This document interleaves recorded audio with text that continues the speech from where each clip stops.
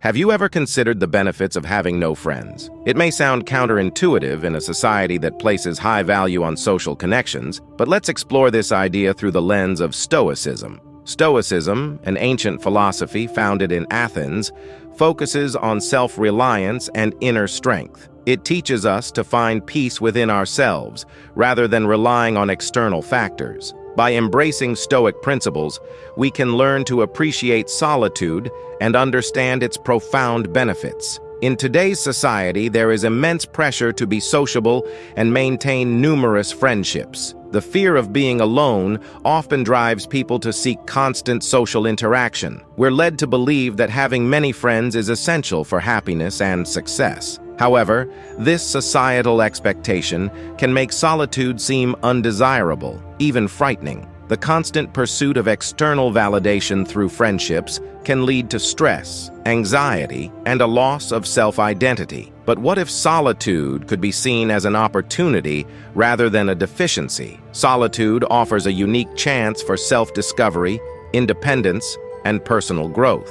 When we spend time alone, we have the space to reflect on our thoughts, feelings, and goals without the influence of others. This can lead to a deeper understanding of ourselves and our true desires. Let's take a closer look at how solitude can benefit us. 1. Self-discovery. Solitude provides the perfect environment for introspection. Without the distractions of social interactions, we can focus on our inner world. We can explore our passions, strengths, and weaknesses. This self-awareness is crucial for personal growth and development. 2. Independence. Being alone teaches us to rely on ourselves. We learn to solve problems, make decisions, and cope with challenges without seeking external validation or support. This independence is empowering and builds resilience. 3. Personal growth. Solitude allows us to pursue our interests and hobbies without the need for approval from others. Whether it's reading, writing, painting, or meditating, engaging in activities we love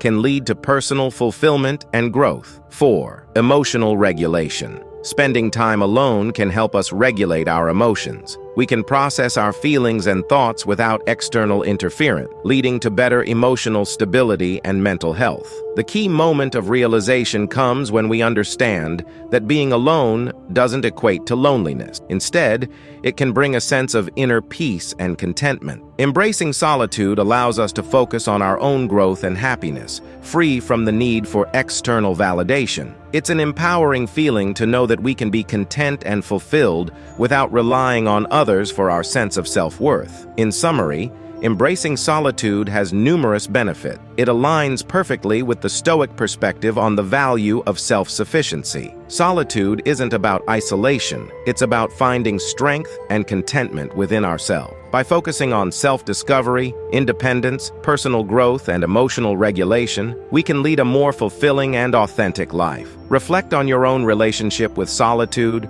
and Stoicism. How do you feel about spending time alone? Have you experienced the benefits of solitude in your own life? Share your thoughts in the comments below. If you found this video insightful, hit the like button, subscribe to Stoic Glance for more content, and let's continue this journey of self-improvement together. Understanding true friendship. Let's talk about true friendship, the real deal, not just superficial connections. According to Stoic philosophy, true friendship is the holy grail of relationship. It's not just about hanging out or having fun. It's about something deeper and more soulful. True friendships are built on virtues like trust, honesty, and loyalty. These relationships are like having someone in your corner who's got your back no matter what. Someone who always keeps it real with you. Imagine you have a friend who's always there for you. Last year, you went through a tough time. Maybe you lost a job or had a rough breakup. This friend didn't just disappear or give you half-hearted advice. They were there, checking in on you, offering support and just listening without judgment. They showed honesty by telling you hard truths when you needed to hear them, even if it wasn't what you wanted to hear at the time. Genuine friendships aren't one-sided. It's not about what you can get out of it. It's about what you can give. That means being there for your friends when they need you, even if it's not always convenient. Remember when your friend had to move to a new apartment? You were there, helping pack boxes and carry furniture, even though you had other plans. It's about showing up, being present,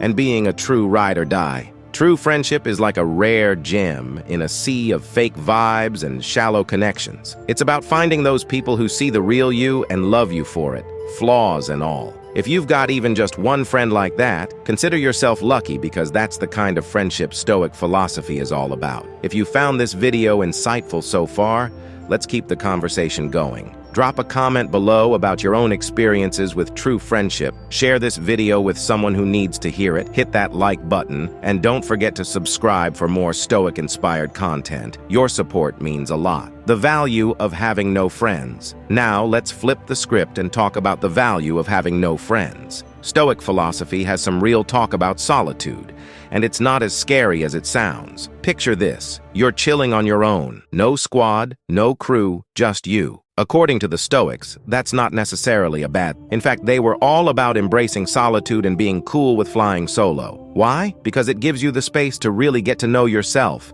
to figure out what makes you tick without all the noise and distractions. Imagine you've always been part of a group, always surrounded by people, but then, for whatever reason, you find yourself alone. At first, it feels weird and maybe a bit lonely, but over time, you start to see the benefit. You discover hobbies you never knew you liked, like painting or hiking. You start journaling and realize it's a great way to clear your mind. You have more time to think about your goals and what you want out of life. You become more self-aware and start to understand your own needs and desires better. Solitude isn't just about being alone, it's about being self-sufficient. It's like being your own best friend. You learn to rely on yourself, to trust your own judgment, and to find happiness from within. And that's a pretty powerful thing. Solitude is also a chance for serious personal growth and reflection. When you're on your own, you have the freedom to explore your thoughts, dig deep, and ask yourself the big questions. It's like having a one-on-one with your own soul, and that's where the real magic happens. So next time you find yourself flying solo, don't sweat it, embrace it. According to the Stoics, being your own best friend might just be the coolest thing you can do. Weird connections. Dealing with unhealthy friendship. Now let's talk about those weird connections, the friendships that leave you feeling more drained than fulfilled. We've all been there, right? Whether it's that friend who's always bringing drama or that buddy who's constantly putting you down, unhealthy friendships can seriously mess with your vibe. Stoic philosophy has got our backs when it comes to dealing with these toxic relationships. Picture this. You're stuck in a weird friendship that's just not serving you anymore. Maybe it's bringing you down or holding you back from being your best self. Whatever the case, Stoicism offers strategies for recognizing and ending these toxic connections. Imagine you have a friend who constantly criticizes your choices and makes you feel small. Every time you hang out with them, you leave feeling drained and doubting yourself. A key Stoic principle here is self-awareness. Take a step back and objectively look at how this friendship affects you. Are you growing and flourishing, or are you shrinking and losing confidence? Once you recognize the negative impact, it's time to set some boundaries. Have a calm and honest conversation with your friend. Let them know how their behavior affects you. For example, you might say, "I value our friendship, but I need to set some boundaries. When you criticize my choices, it really brings me down. I need to surround myself with positivity and support." If the friend respects your boundaries and makes an effort to change, great. If not, it might be time to distance yourself. This isn't about being mean or cold. It's about prioritizing your well-being and personal growth. Remember, as Stoic, we focus on what we can control, our actions and responses. You can't control how your friend behaves, but you can control how you choose to react and whom you allow in your inner circle. Setting boundaries is an act of self-respect and a crucial step in maintaining your inner peace. So be self-aware, set those boundaries,